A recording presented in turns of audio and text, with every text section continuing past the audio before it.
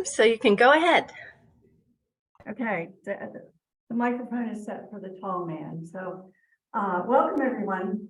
Just a quick introduction and to thank you all for coming. And we, as Sharon said in the back there, we have people on Zoom as well. So at the end, when we have questions, we may jump in and ask some questions for the people on Zoom.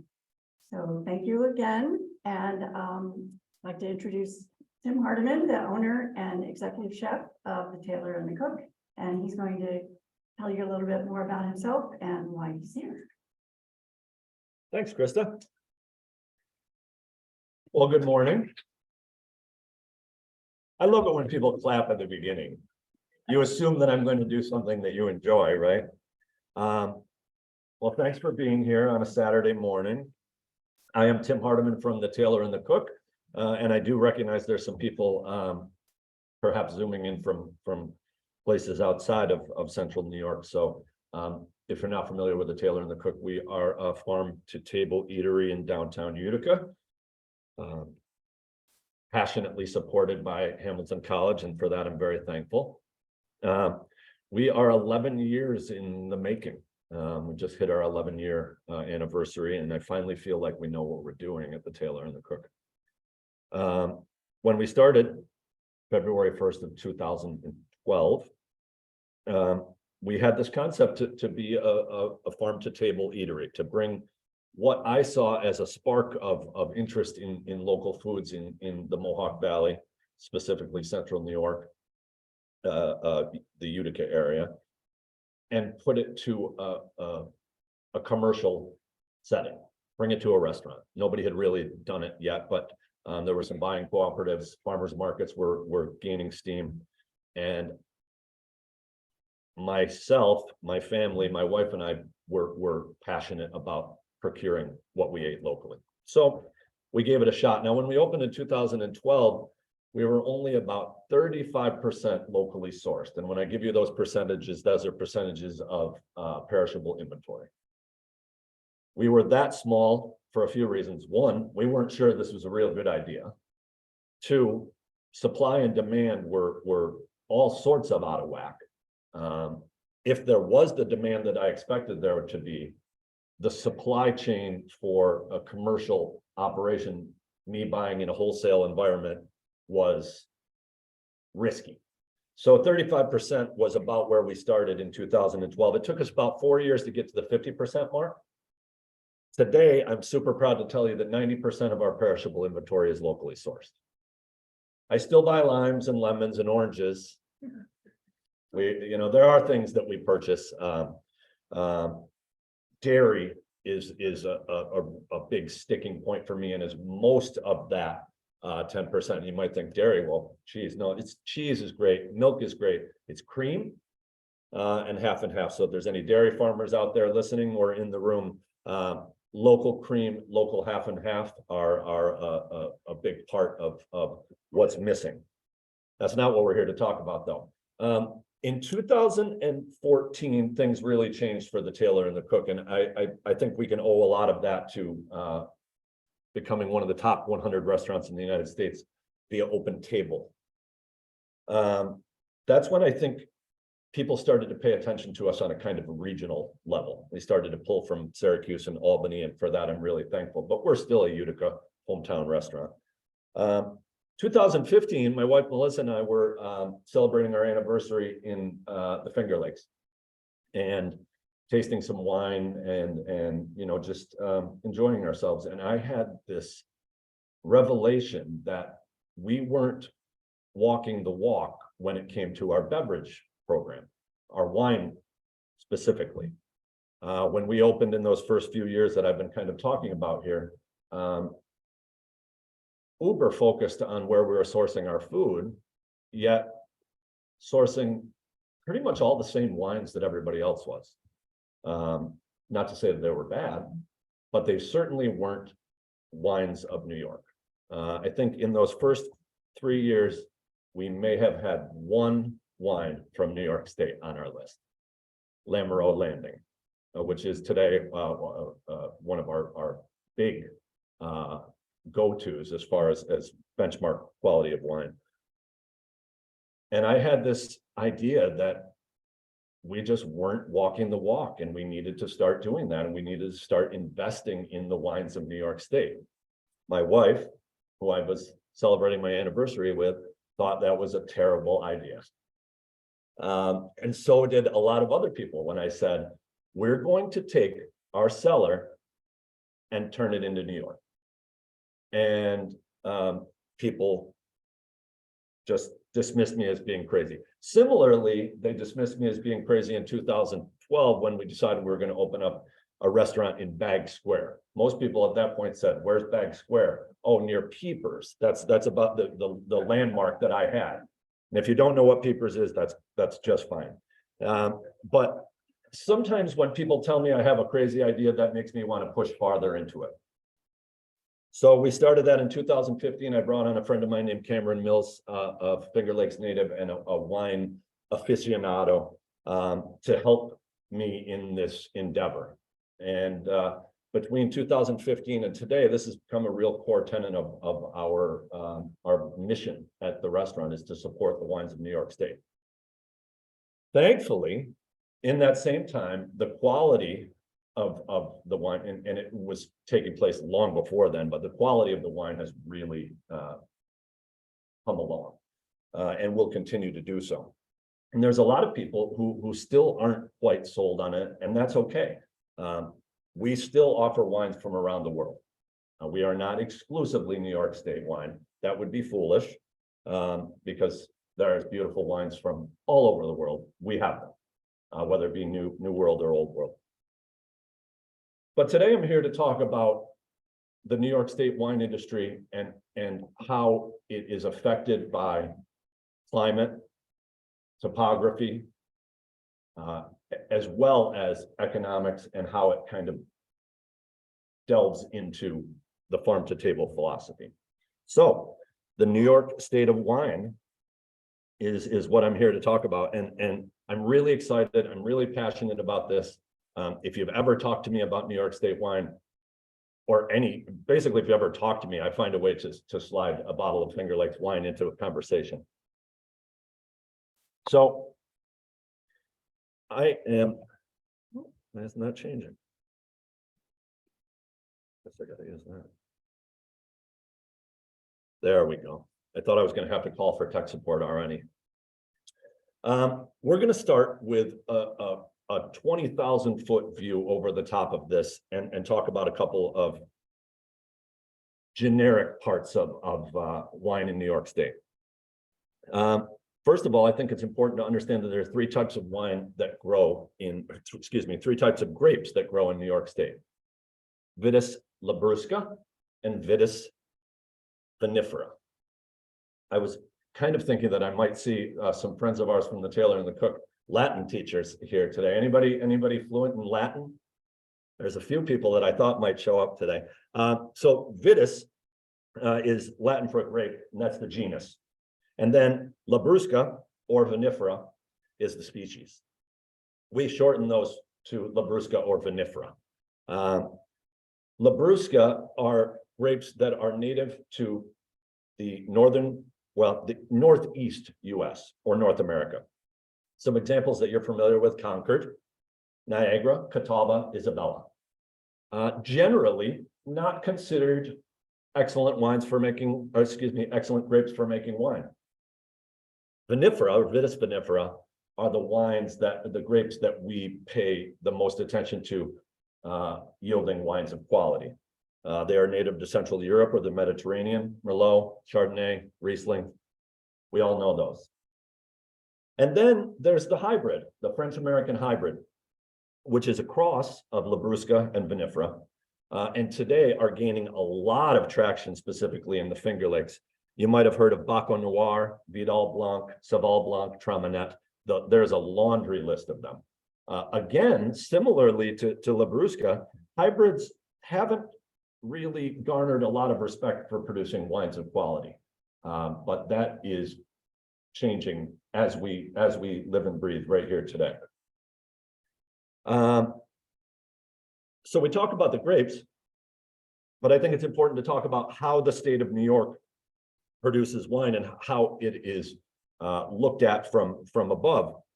So an American Viticultural Association, or American Viticultural Area, AVA, interestingly is regulated by the Bureau of Alcohol, Tobacco, and Firearms. I don't know what to say about that. I just don't feel like that's the right group of people to be regulating this, but that's the case. So there are, depending on who you talk to, is that me? Not me, okay. Could have been me. Don't worry, don't sweat it. Depending on who you talk to, there are 7 or 4 or 3 or 5. The perception of AVAs in New York State is very wide ranging. It's one of the things that I've learned over the last few years. The ones that we're sure of are the Finger Lakes, which we're going to focus on today, Long Island, Lake Erie, and the Hudson River Valley. And then there are some other ones that are kind of outliers that people who live in those areas damn sure believe that those are AVAs. And there are some wines being produced out of the Niagara Escarpment, the Upper Hudson River Valley, and the Champlain Valley. Going back up to the top, how we're going to look at these AVAs is by acreage and how much grapes are planted in acreage. So in the Finger Lakes, you've got 10,000 acres of planted grapes. Check this out. 60% of them are Labrusca, meaning those grapes that we don't think really make that good of wine or aren't even destined for wine in the first place. Juice. 25% hybrid and only 15% vinifera. Now, vinifera is the things that we're trying to hang our hat on in the Finger Lakes and say that we're producing wines of world-class quality. Yet there's only 15% of the 10,000 acres planted in the Finger Lakes that is actually vinifera. I think that's interesting. If you slide down to Long Island, there are some beautiful and serious wines being produced on Long Island, but only 2,500 acres of planted grapes. I guess there's a lot less land to go around down there. If you've ever gone out on the North Fork, it makes sense that we've only got 2,500 acres of planted grapes. Lake Erie, 20,000 acres of planted grapes. Wow, they must be producing some fantastic wines. Well, they are, but 95% of that 20,000 is planted with not just Labrusca, but with Concord grapes. Welch's is producing the majority of their product in the Lake Erie AVA. And then the Hudson River Valley, it's such a small amount of planted grapes. But there is one thing that's really important to note about Washingtonville, New York. The Brotherhood Winery is the oldest bonded winery in the United States. And Brotherhood is putting out some wines to pay attention to. The Finger Lakes AVA, I kind of drew that line around, the entire AVA there, as far west and south of even a little bit farther west and south than Rochester, and as far east as just south of Syracuse. So it's a considerable swath of land that is the Finger Lakes AVA. And it is America's premier cool climate wine region. I'm going to talk more about that bold statement as we go on. There's a whole bunch of factors that limit grape growing and winemaking and viticulture in a cool climate. But when everything is controlled, when everything is done properly, outstanding viticulture occurs and tremendous results can be achievable in a cool climate. The next slide is just kind of an overview, and I know that you probably can't even read most of the wineries, but really what I wanted to touch on is the fact that there are a lot of them. In excess of 100 wineries in the Finger Lakes AVA. Are they all producing wines of quality? No, but many of them are, and many of them are starting to pay attention to drier style wines that are ageable and moving away from what I call limousine wines. We all pile in the limo for our friend's bachelorette party and go from place to place, slugging down as much sweet wine as we possibly can. I've been on one of those wine tours of the Finger Lakes. Maybe you guys have, but in years of more recent years, I've been on a little bit more serious wine tours where, and a lot of the places say no limos, no buses now. So if you see that sign, that is a indication that they're probably producing something a little bit more serious. That does not mean that if you like sweet wine, there's anything wrong with that. There isn't. Wine is preference, wine is taste. But when we talk about wines of quality, we are for the most part talking about drier style wines. So I had 4 exclamation points after the word glaciers. When I started the slide, my wife said that I needed to take those away and that I didn't need to yell about it. And, but I think this is, I'm truly fascinated by the Finger Lakes and how they were created. And I mean, hundreds and hundreds of thousands of years in the making. I thought this was funny, and I did not write this. The Finger Lakes were carved out by successive waves of rapid glaciers. What is a rapid glacier? I don't think that there's anything rapid about glaciers. Of course, I wasn't around to see it, but I think they were fairly slow moving. But our lakes are large and deep, and these freshwater lakes were carved by those glaciers as they move south across what is now New York State. And these bodies of water have a really profound effect on the grapes. During the winter, the cold air drains onto the water from the steep slopes surrounding the Finger Lakes. And that keeps the areas around the lakes a little bit warmer than, let's say, if you're a mile off of the lake. In the springtime, the cooler air from the water bathes the shoreline with cooler air. And so spring is delayed a little bit along the shores of Seneca Lake or Cayuga Lake. And it's interesting, I was talking to my friend Dylan Buckley, who is one of the winemakers at Herman Weimer. I was talking to him yesterday because I needed to check a couple facts that I had in here and make sure I wasn't blowing smoke. And I said, beautiful day here, really nice and warm, and feels like spring is on the way. And he said, oh, we're still a few weeks behind that.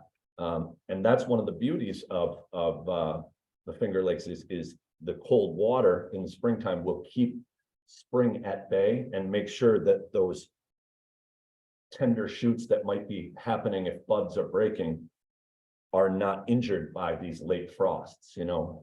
Here in Clinton, every time we have a late frost, my mind just goes to McMarley's and what's going to happen to the apple crop this year. We are not protected by anything like the Finger Lakes. And so, even a couple of weeks ago, we had all that warm weather and I was so worried, people said, I saw a tulip or I was so worried about the grapes, and I checked in with a few people and nothing to worry about.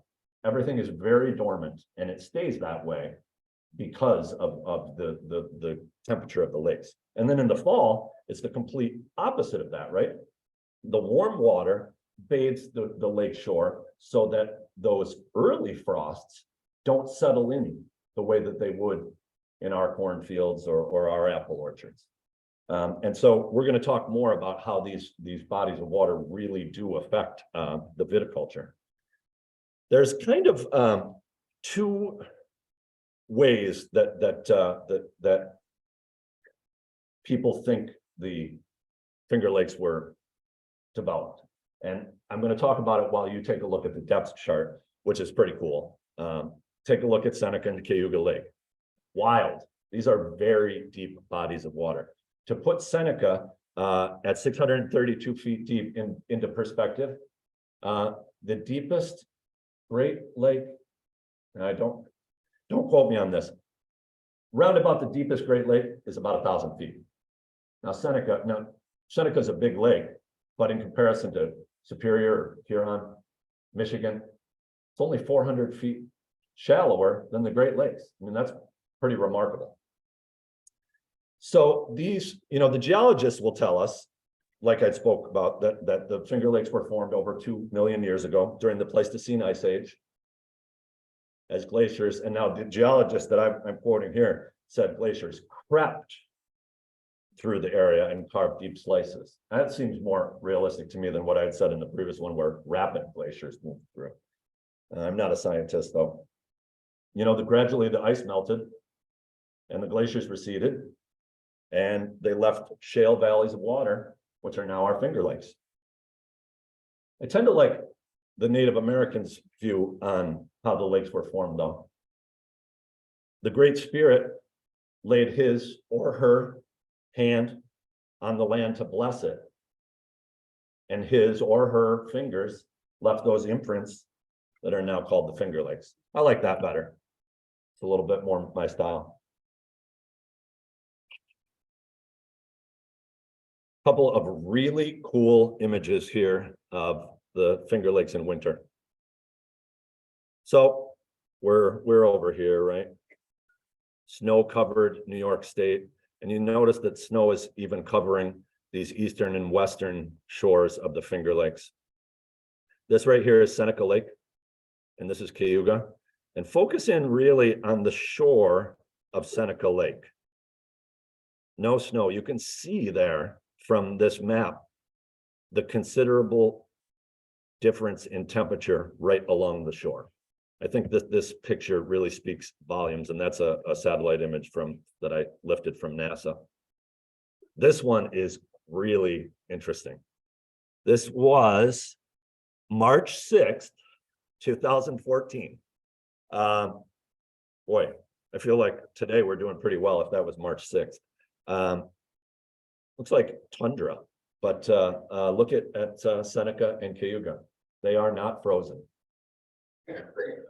And we'll talk about when they freeze or when they don't freeze in a little bit, but I think that's a really cool picture. And it brings us kind of to a French word that really has no direct translation. I like those words. I like words that we need to use from their root language. Terroir is something that you hear a lot about in viticulture, winemaking, wine drinking. And it doesn't have to focus on grapes, but today it will. Terroir is the environmental conditions, especially soil and climate, in which foods, grapes are grown and that give wine its unique flavor and aroma. So how does soil work in with terroir? Well, this map tells you and me and people that know a lot more about soil than I do. I'm not even going to pretend that I can decipher this map for you, but what I want to show you is this really beautiful little swath of light green bordered by some darker green. That happens to be where the Finger Lakes are. And I told you we're going to focus on the Finger Lakes today. So that ends up being medium to moderately fine textured high lime soils. That's what the glaciers left us on the shores of the Finger Lakes. When we're talking about soil and how it pertains to terroir, there are three. Well, I think first we should talk about what is soil, right? So soil is the top layer of earth, composed of organic and inorganic materials. It's formed very slowly, like those glaciers, over a long period of time. And there's a number of factors that interact to form soil: parent material, climate, topography, biological factors, and time. I would be doing you all a disservice if I dug in any deeper than that, because I'm not a soil scientist, but I do understand how soil is working in with terroir. What's most important are these three key points over here on the side: texture, drainage, and soil pH. So with texture, that refers to the size or the grain of the soil. We measure that in sizes like sand, silt, and clay. Drainage is obviously very important, the retention of water, or how much water the soil will allow to leave. And then the pH which is the acidity or alkalinity of the soil. These are how soil becomes part of that French word called terroir, and how it leads to what we taste in the glass. Most people know about state bird, state flower, state tree. We have a state soil. Honeoye silt loam is our state soil. It's pretty cool. It only occurs in New York State. Probably one of the big reasons it became our state soil. It was unofficially chosen in the 80s by a group of local, state, and federal soil experts. Probably a very lively bunch. Anybody a soil expert in here that I just took a shot at? Apologies if you are. If I don't throw a few jokes in here, I don't feel like I'm succeeding. The word honeoye is believed to have come from a Seneca Indian word called haneaye. I thought that's pretty cool. Or where the finger lies, haneaye. Honeoye, as you can see, comes right through the Finger Lakes, and it is the predominant soil found in the Finger Lakes AVA. Very deep, well-drained soils, perfect for grape growing. Soil particles are separated into three sizes, as we talked about: sand, silt, and clay. Honeoye is a silt loam. These sand, silt, and clay are present in all types of soil, just in different proportions. And the proportions that they land in a type of soil really speak to the character of it. In a typical honeoye soil, the surface or the topsoil, which is going to be the two A diagrams here on the topsoil has a loam or silt loam texture. Honeoye silt loam. The subsoil, which is the next grouping down, the B's, that's where you start to see an increase in clay compared to the topsoil. And then I learned this word in researching this, the substratum, or C, has a texture of silt loam or fine sandy loam. This is great soil for growing grapes. Honeoye state soil is our state soil. So to build on that, I've mentioned a little bit about the cool climate wine region. There are some other notable cool climate wine regions, and this is where I'm going to start to sprinkle in my opinions, and you'll just have to listen to them and take them for what they are, and you'll develop your own. But the Mosel in Germany, some of the world's finest Rieslings are produced in that cool climate wine region. Alsace, northern France, also producing some very beautiful Rieslings, among other varietals. Probably the most famous wine region in the entire world is a cool climate wine region, Champagne. And then those are all old world. If we're talking about the new world, New Zealand, getting a lot of acclaim right now, is considered a cool climate wine region. I'm going to just breeze through some examples of cool climate white grapes and red grapes, because we're going to dig into them at the end of the presentation. But you've all heard of Riesling, Gewürztraminer, Chardonnay on the white side. On the red side, Cabernet Franc, Pinot Noir, and Lemberger, aka Blaufränkisch. Now, characteristics of cool climate wines. This is what I really want to talk about, because this is how I square off with the folks that don't believe in the quality of wines coming out of New York State. You have to look at them differently than you would look at wines of, let's say, Napa Valley. Cool climate wines tend to be low in alcohol. That's important. Big alcoholic wines, specifically red wines, are harder to pair with food and tend to be a little bit overbearing when you're trying to pair with food. Acidity. Acidity is not just white wines.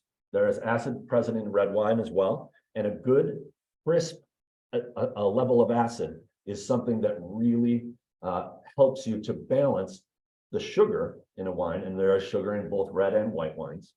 So good, crisp acid is really important.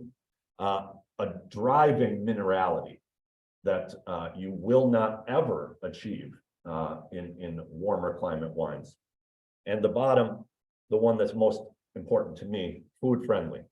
Cool climate wines are more food friendly than warm climate wines. That is a fact.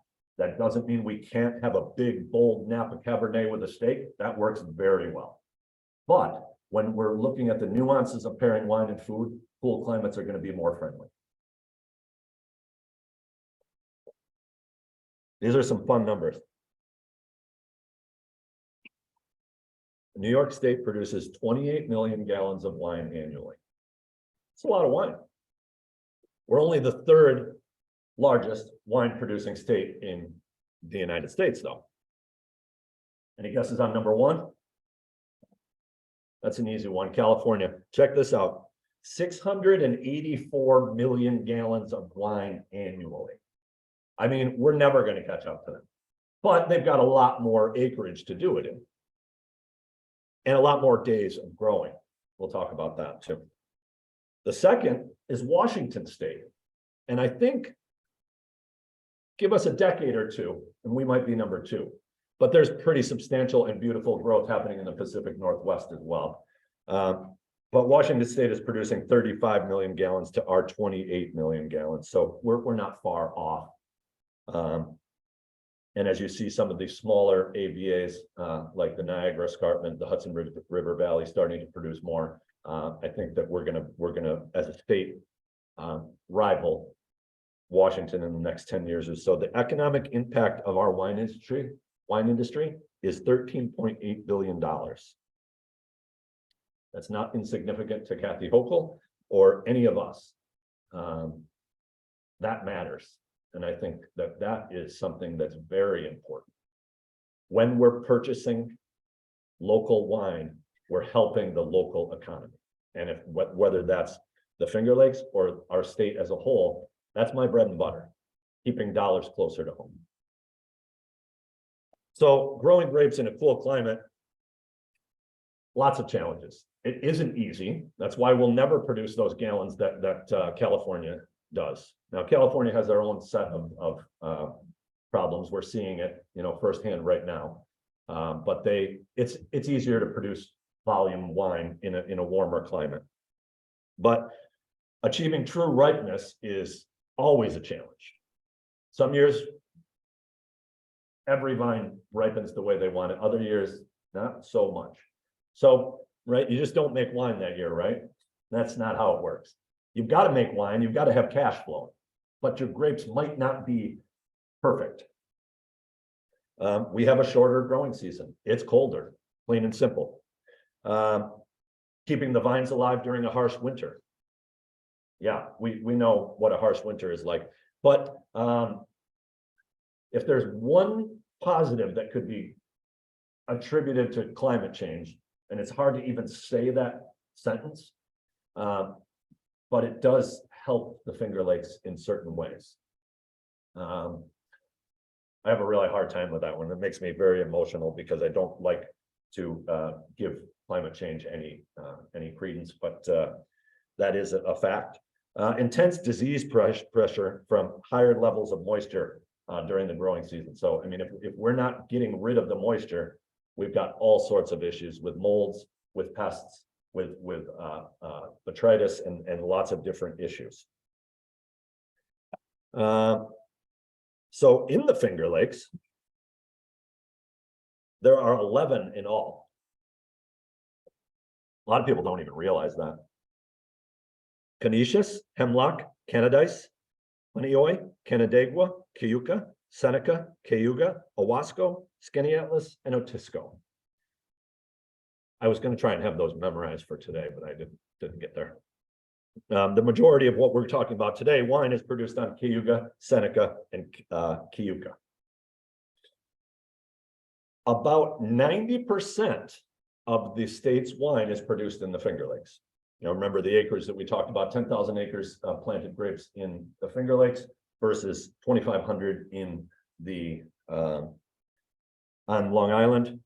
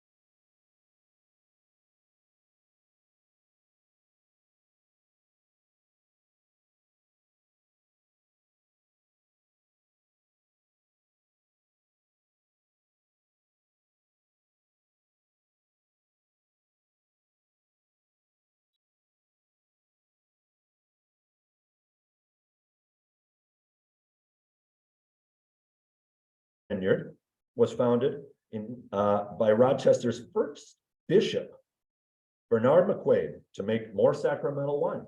So it took, I don't know, the better part of 40 years for the bishop to follow in the footsteps of William Bostwick to start growing Labrusca for sacramental wine.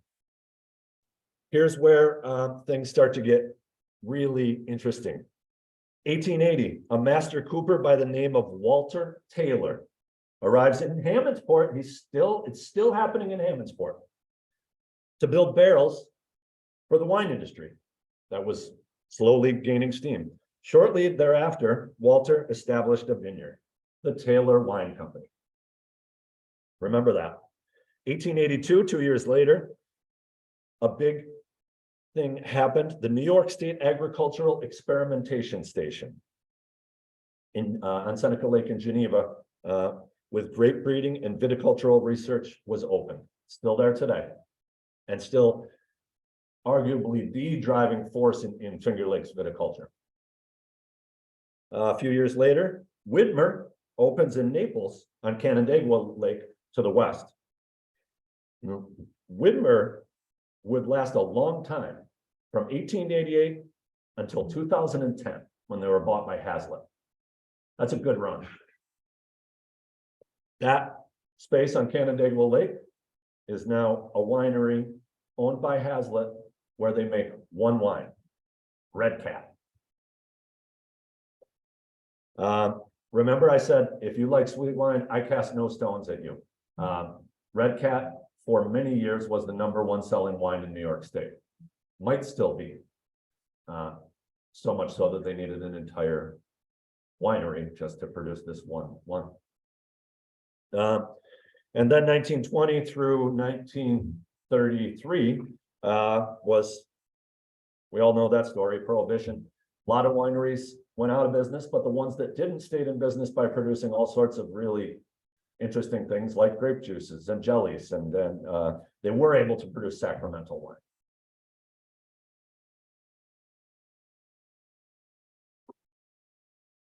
Things really start happening in 26.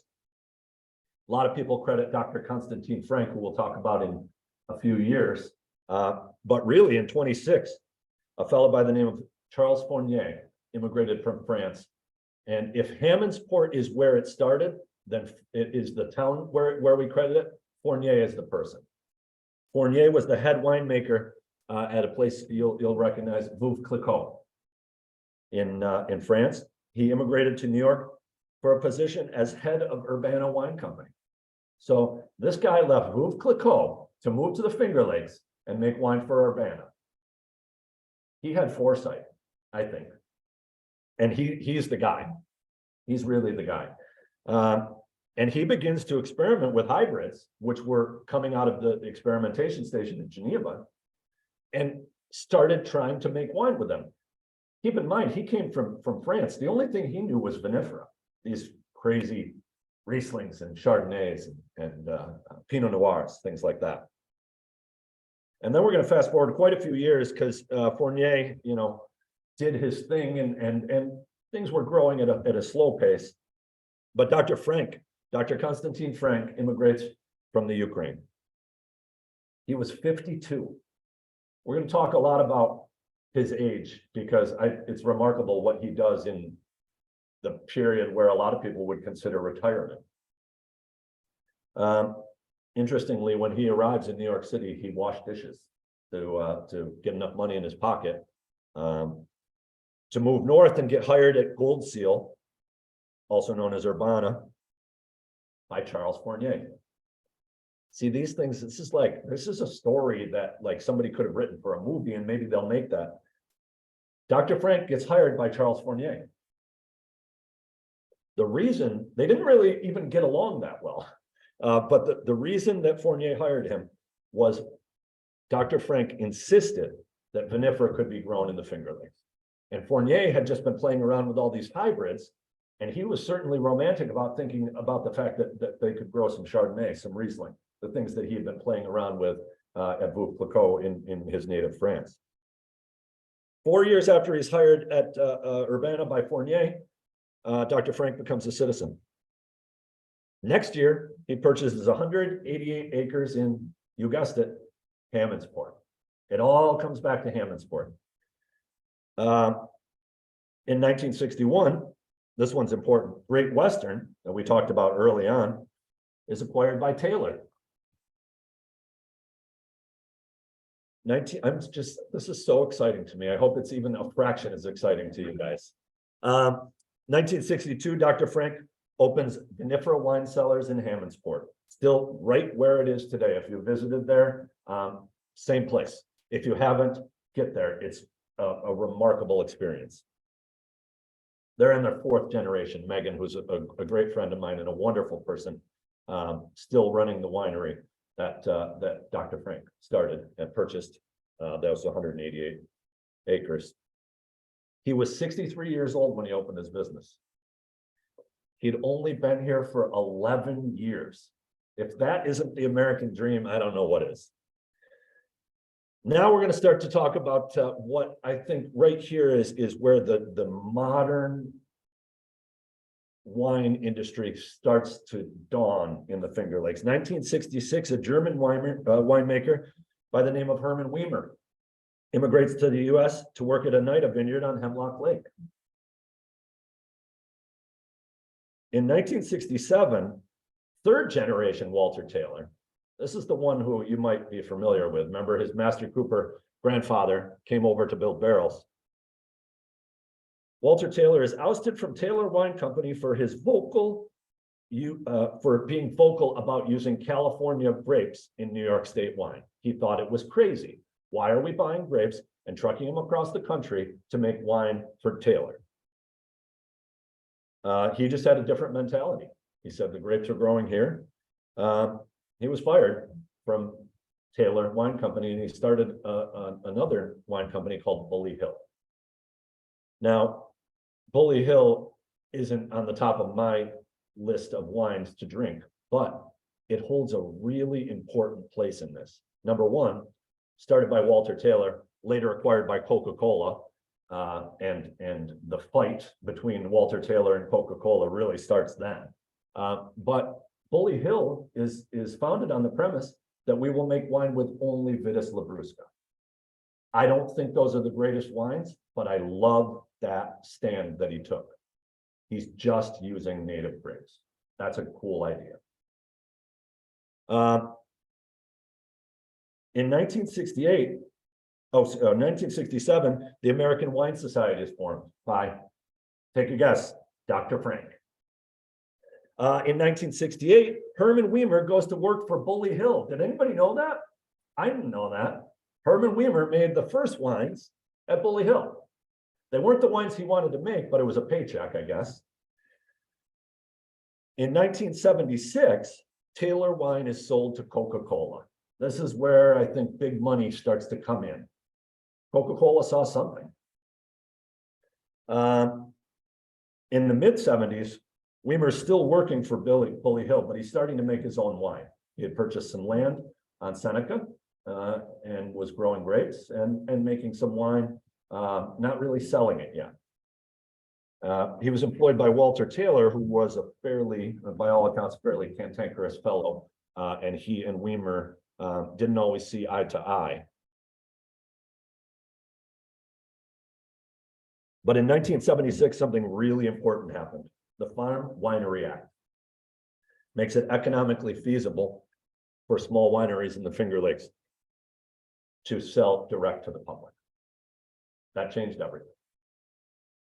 At this time, there were less than 10 Finger Lakes wineries. Today, there are 112. We owe it to the 1976 Farm Winery Act. 1978, Glenora Wine Cellars becomes the first winery on Seneca Lake. Remember that. It took until 1978 for wine to be produced on Seneca. Oh, thank you for telling me. I am not great with PowerPoints. This is my first PowerPoint, so. Well, it's 5, that dates me. So Glenora opens in 78 on Seneca Lake. It was followed by Wagner, Weimer, and Hazlitt. 118 years after Pleasant Valley opened on Cayuga Lake in Hammondsport. It took 118 years for wine to be made on Seneca Lake, where really it's all made today if we're looking at volume. In 79, that's the year I was born, Weimer produces 4 barrels of Riesling, and he does something totally outrageous. These were his first 4 barrels that he took to market. He labeled them dry Riesling, because nobody thought Riesling was anything other than sweet. He came from the Mosel region of Germany. He knew what a good dry Riesling was, and he needed to start to tell people. It was an effort to get wine writers to pay attention and start breaking those stereotypes.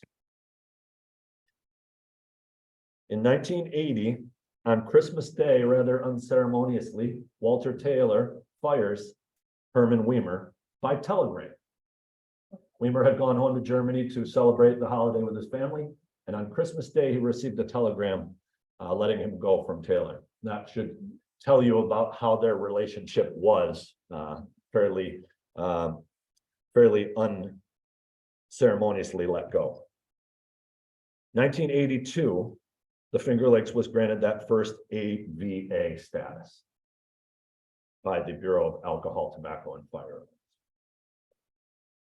1983, Cayuga Wine Trail was established. 85, Cayuga Wine Trail. I'll skip to 86, Seneca. So we've made these little standalone groups of people starting to market and fight and work to promote their individual lakes. Sliding back there, a sad 1985, Dr. Frank dies. And then in 1988, the semi-dry Rieslings from the 96 vintage of Dr. Frank and Fox Run each earn a gold medal in Strasbourg's Rieslings of the world. That's where I'm drawing a line in the sand. That's where we're going to stop, and maybe next year I'll come back and talk to you about what happened between then and now. I want to talk a little bit about right here, 1981, actually. I did not include it on the slide because it's a little story that I had to call my friend Dylan, one of the winemakers at Herman Weimer, and make sure that I was telling the story properly. So after Herman Weimer was let go by Walter Tailor, obviously we talked about he'd already been making wine, but Weimer was really the first person to, I don't want to say discover, but to pay attention to what would then be called microclimates.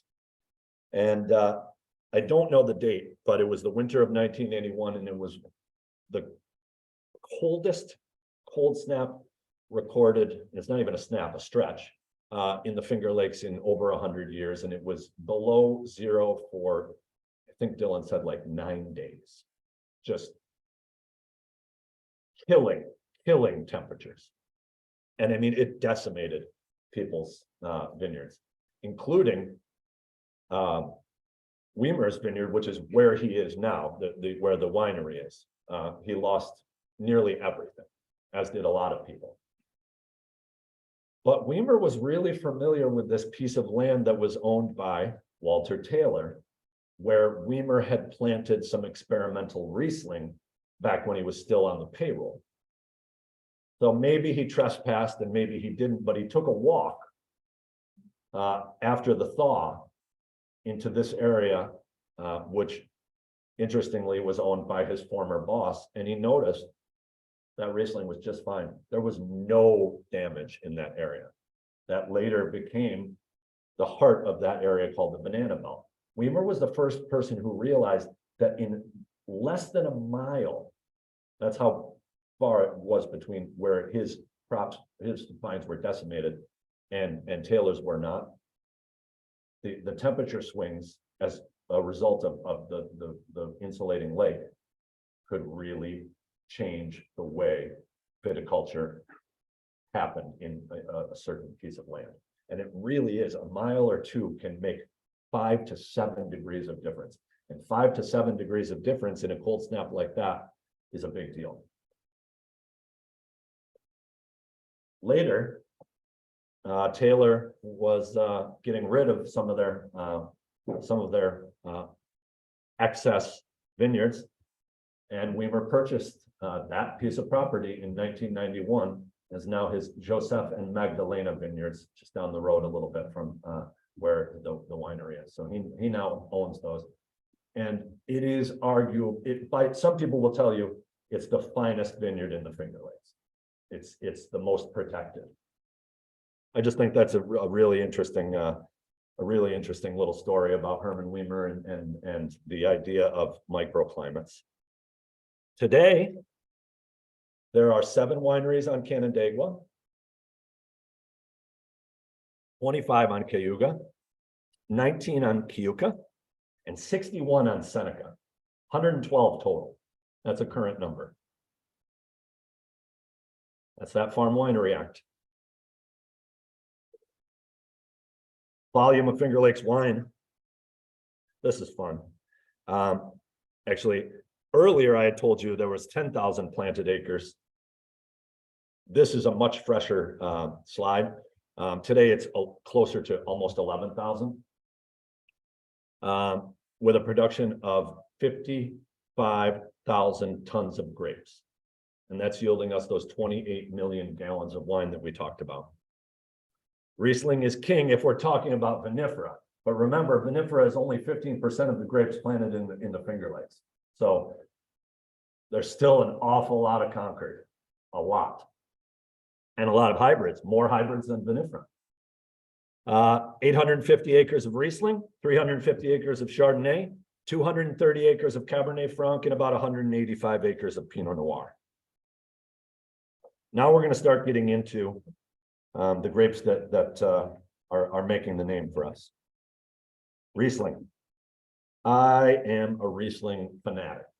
It would be the last wine I drank if I had my choice. It'd be the only wine I drank if I had to put it down to one. It's what I choose most nights for dinner. It is the king of the Finger Lakes. And in my lifetime, I believe that New York State will produce the finest, will be known for the finest Rieslings in the world. The Finger Lakes will overtake Mosel as the benchmark for world-class Rieslings. It's already happened. This noble white grape is the king of the Finger Lakes. Why? It's cold hardy, it's resilient, it thrives in cool weather. In fact, it just plain doesn't like warm weather. There is a little bit of Riesling in the northern part of California, but it just won't handle the heat. So we love it. It's high in sugar and in acid, which is why it's so beautiful. The geography of the Finger Lakes provides a unique microclimate for Riesling, and it does produce world-class examples. Riesling is extremely versatile in style and that's what makes it for these intense, dry, focused wines. But that's why Riesling is so beautiful. It can be bone dry all the way to cloyingly sweet and anywhere in between. There is no other grape that is so utilitarian, so versatile from dry to sweet. It is the best food wine. That's my opinion, but it is. And one of the really fun things, it can age for decades, longer than any white wine. I have had the privilege of tasting some well-aged Finger Lakes Rieslings, and they are extraordinary. And I've started the process of aging some in my basement, but I'm a long ways away from tasting any of those. Tastes like, smells like apples, citrus. Petrol is a really important thing that you'll get on the nose in Riesling. And it's important when you're drinking Riesling to look for the listing of residual sugar. Under 1% for dry Rieslings, all the way up to 5% or more in your ice wines and after dinner. But the respect that the Finger Lakes is now garnering is a result of Riesling. If we didn't have Riesling, we wouldn't be where we are today. I'm not going to spend a lot of time on this, but because we are going to be better than the Germans in the next 50 years or so, I think it's important that we look at how Riesling is made in Germany, because those are the standard bearers. From the driest cabinets, you move to Spätlese, Auslese, Beerenauslese, Trockenbeerenauslese, also known as TBA, and then the sweetest ice wine. Again, there isn't a grape that presents itself this way, from so dry to so sweet and so remarkably different in each style. Moving on to Chardonnay, there is a large amount of Chardonnay planted in the Finger Lakes. Remember, it was second to Riesling. It lends itself to the best sparkling wines of the world, or excuse me, of the region, and some pretty darn good white table wines. But it isn't as consistent as Riesling. It struggles in the cool climate. It will grow and it can produce excellent wine, but it prefers Napa Valley. It doesn't exhibit the ripeness and richness as its popular West Coast cousins do. You know, when we grow it in New York, it's a little bit more austere here than it is in California. So it hasn't taken on that level of excellence that you've seen out of Napa Valley Chardonnays yet. But some good results have come from Long Island. It is grown the world over, probably the most well-known white grape, if we're talking about the entire globe. And it definitely, or well, arguably, but produces some of the world's finest wines, white wines, Chablis, Burgundy. It is cold tolerant, but not like Riesling. And then, you know, the question is to oak or not to oak. That's very much a personal preference, but you're not going to see as heavily oaked Chardonnays as you will in Napa Valley. And there's a lot of reasons for that. We are using oak, but because the Chardonnays tend to be a little bit leaner in New York, because we don't have those extra 35 days to ripen the grape, the ripeness of Chardonnay pairs beautifully with the what oak brings to the wine. So you're seeing people in Napa Valley spend more time with Chardonnay and oak than you are in the Finger Lakes. Not to say it's not here. We do have some beautifully oaked Riesling, or excuse me, Chardonnays. And Finger Lake Chard tend to be crisper, more acidic. They're a little bit more balanced. The oak is obviously lighter. Now we're going to move into a couple of Finger Lakes reds, and I promise you we're nearing the end. Cab Franc. So, you know, if Riesling is the predominant white in the Finger Lakes, its juxtaposition in red is Cab Franc. It's a French variety, and it's definitely well suited to the cool climate.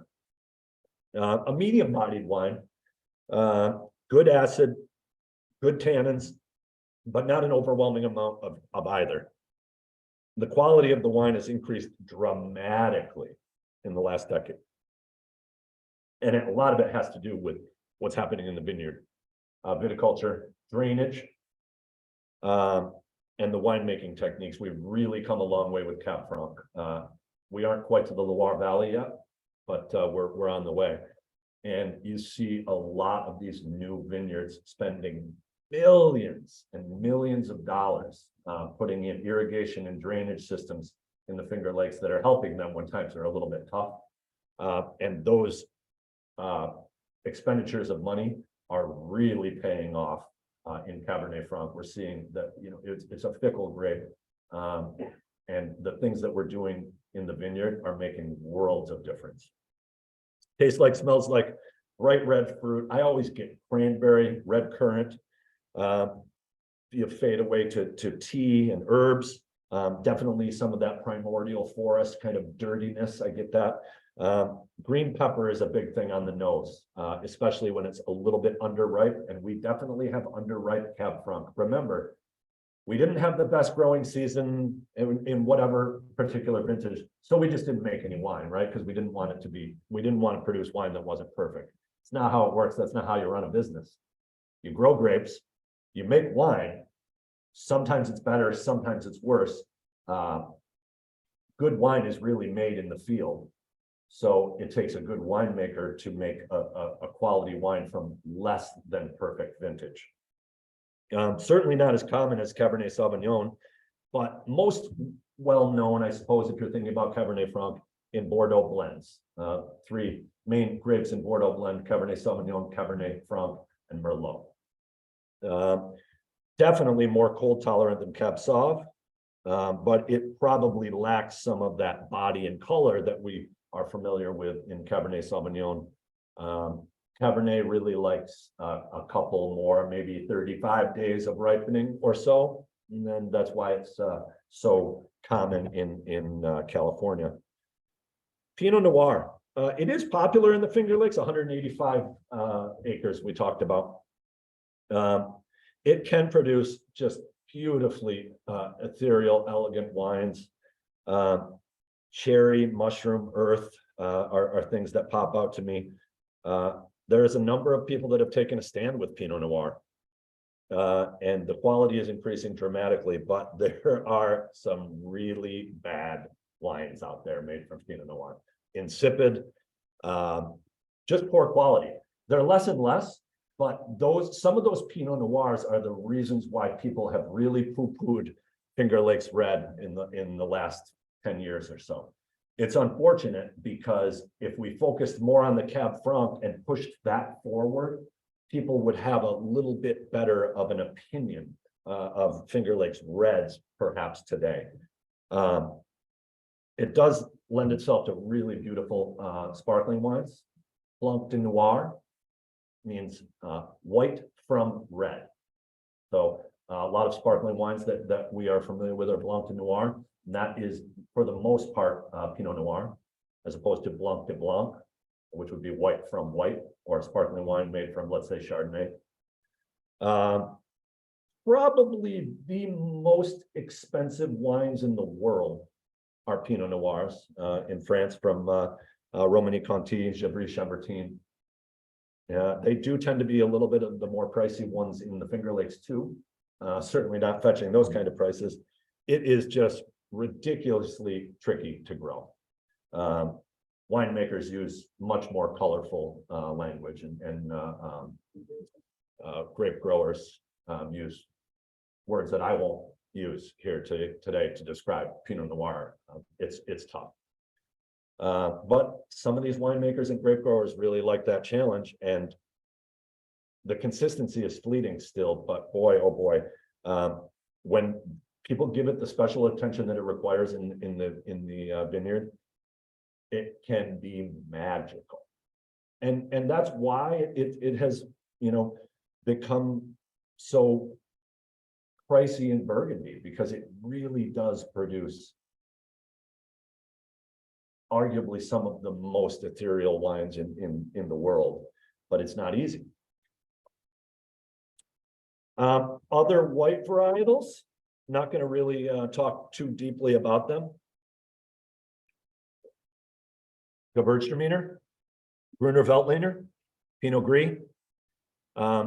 Those are all vinifera. And then Vidal Blanc, Vignoles, Traminette are some of the hybrids that are really taking off. Do not discount hybrids any longer. They are producing wines of character. They are producing wines of quality. They are interesting and different. Some of the younger winemakers are taking really big stands with French American hybrids. Remember, they're hybridized. They really grow well here. Okay, so if we can take out a lot of the challenges that we talked about earlier from cool climate viticulture, why wouldn't, right? Why wouldn't we take look how well we're doing with hybridized apples. These are not, GMOs. They're hybridized by people that are much smarter than me. Those grapes can withstand the worst winters. And that's really what it comes down to. They can also ripen in shorter amounts of time. So pay attention, specifically Vignoles. Love it.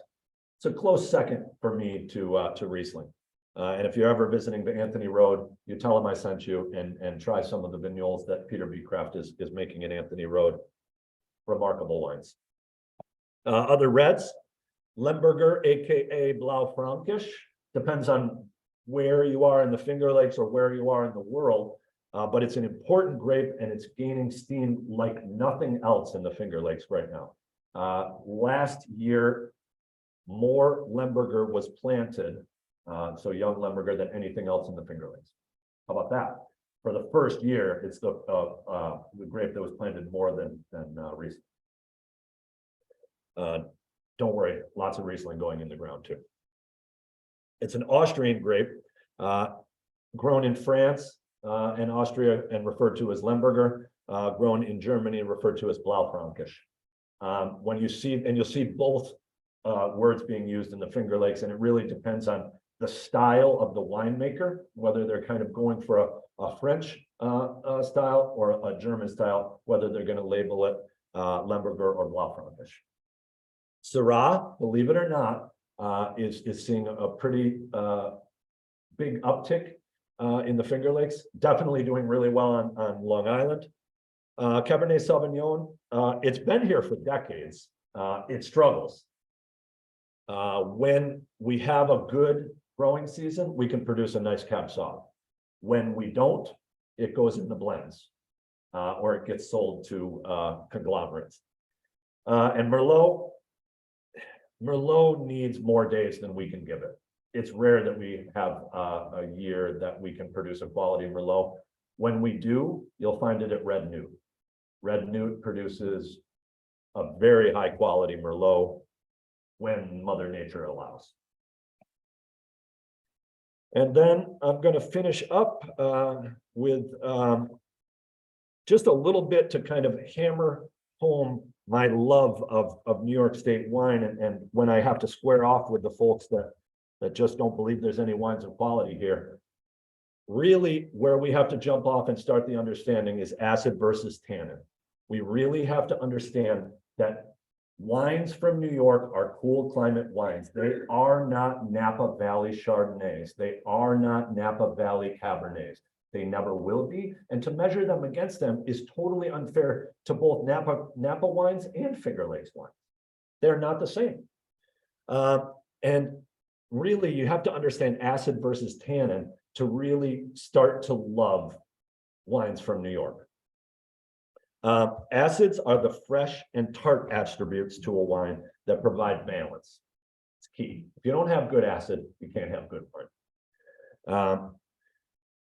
They balance the structure and the sweetness of a wine. And that's the other thing too. Without sugar, you've got nothing. You know, so wine has to have sugar. Tannins are the bitter compounds that come from the skin of the grapes and from the oak barrels if used.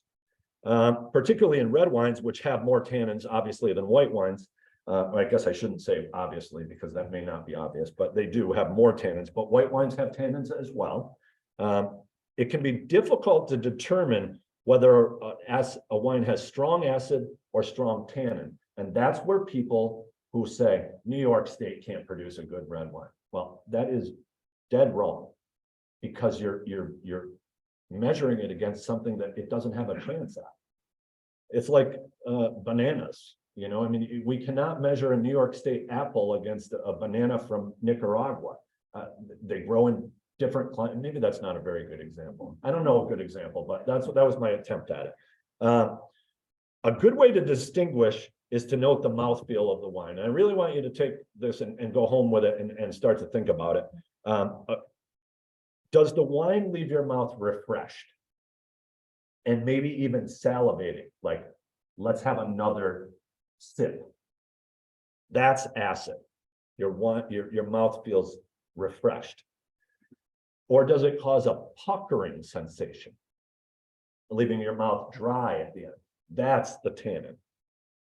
That understanding can be a springboard to understanding what a cool climate wine is.